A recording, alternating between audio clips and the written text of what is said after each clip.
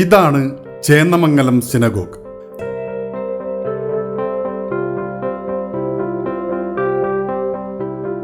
കൊടുങ്ങല്ലൂർ നിന്നും ഏകദേശം 13 കിലോമീറ്റർ ദൂരമുണ്ട് ചേന്നമംഗലം സിനഗോഗിലേക്ക്.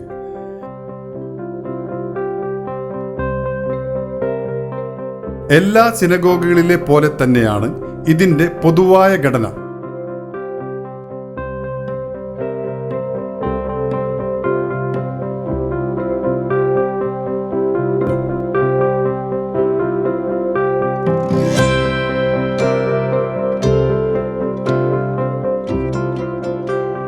ചേന്നമംഗലത്ത് എത്തിയ ജൂത സമൂഹത്തെക്കുറിച്ച് പറയുകയാണെങ്കിൽ, കൊടുങ്ങല്ലൂർ ഭാഗത്ത് താമസിച്ചിരുന്ന ഇവർ AD 341 പെരിയാറിലുണ്ടായ വെള്ളപ്പൊക്കത്തെ തുടർന്ന് ചേന്നമംഗലത്തേക്ക് താമസം മാറുകയായിരുന്നു എന്ന് പറയപ്പെടുന്നു.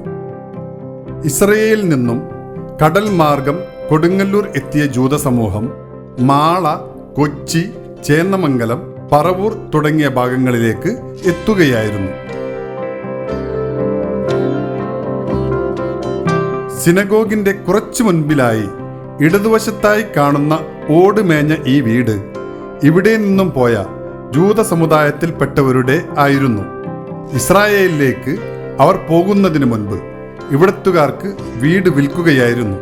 നിലവിൽ ഇത് മുസിരീസിന്റെ കീഴിലാണ്. തൊട്ടടുത്തായി ഏലിയാഹു കുടുംബം എന്ന് എഴുതിയിരിക്കുന്ന മറ്റൊരു വീട് കാണും. ജൂത സമുദായത്തിൽപ്പെട്ട ബസലേൽ എന്ന വ്യക്തിയുടെയാണിത്. അദ്ദേഹം ഇപ്പോൾ ഇസ്രായേലിലാണ്.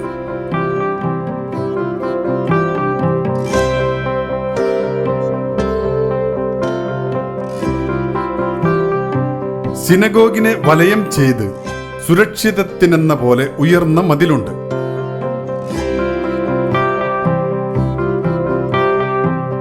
മുൻപിൽ കാണുന്ന പടിപ്പുര കഴിഞ്ഞിട്ടാണ് ആരാധന കർമ്മങ്ങൾ നടക്കുന്ന ഭാഗത്തേക്ക് എത്തുന്നത്.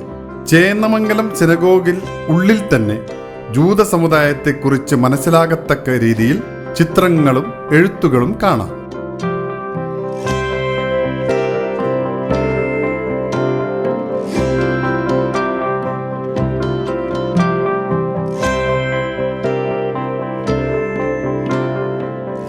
മുൻപിലെ കവാടം കൂടാതെ വലതുവശത്തായി മതിലിൽ തന്നെ ഉണ്ടായിരുന്ന വാതിൽ വഴിയായിരുന്നു സ്ത്രീകൾ സിനഗോഗിലേക്ക് പ്രവേശിച്ചിരുന്നത്. ഇതിലെ പ്രവേശിക്കുന്ന സ്ത്രീകൾ മുകളിലെ നിലയിലേക്ക് പോയിരുന്നത് മരത്തിൽ തീർത്ത ഈ പടികൾ വഴിയായിരുന്നു. എല്ലാ സിനഗോഗുകളിലെ പോലെ തന്നെ സ്ത്രീകൾക്ക് മുകളിൽ തന്നെ ആയിരുന്നു സൗകര്യം ഒരുക്കിയിരുന്നത്.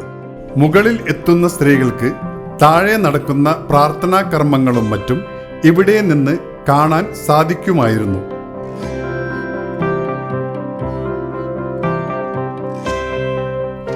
സിനഗോഗിന്റെ ഉള്ളിൽ വലതുവശത്തായി പഴക്കം ചെന്ന മരത്തിൽ തീർത്ത ഇരിപ്പിടമാണ് ഈ കാണുന്നത്. ഇതിന്റെ ഒരു വശത്തെ കാലുകൾക്ക് കുതിരയുടെ കാലിനോട് സാമ്യം തോന്നും.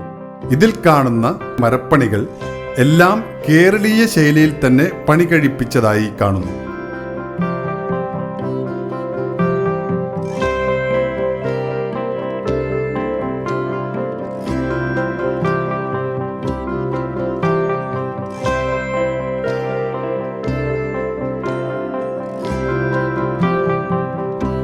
ഇവിടുത്തെ ആർക്ക് ഇപ്പോഴും കേടുപാടുകൾ ഇല്ലാതെ നിൽക്കുന്നു.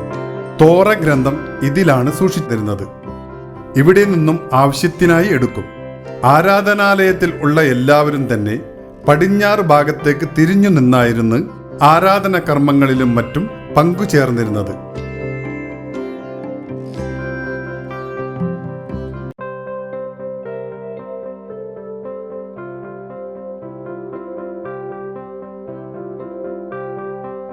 ചേന്നമംഗലം സിനഗോഗിന്റെ മുൻപിൽ കാണുന്ന ഈ സ്തംഭം വളരെ പ്രധാനപ്പെട്ട ഒന്നാണ്.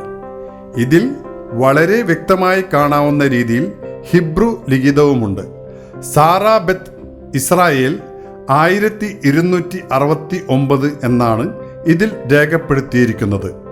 ഈ തീയതി അനുസരിച്ച് പറയുകയാണെങ്കിൽ ഇന്ത്യയിലെ തന്നെ ഏറ്റവും പഴക്കം ചെന്ന ഹിബ്രു ലിഖിതമാണിത്. 1950 ചേന്നമംഗലത്ത് 46 ജൂത കുടുംബങ്ങളാണ് ഉണ്ടായിരുന്നത്.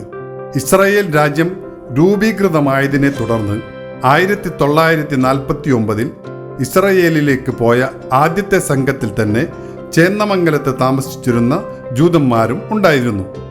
20-ാം നൂറ്റാണ്ടിന്റെ അവസാനമായതോടെ ചേന്നമംഗലത്തെ എല്ലാ ജൂതന്മാരും ഇസ്രായേലിലേക്ക് പോയി. കേരളവുമായി ഇപ്പോഴും അവർ ബന്ധം പുലർത്തുന്നുണ്ട്.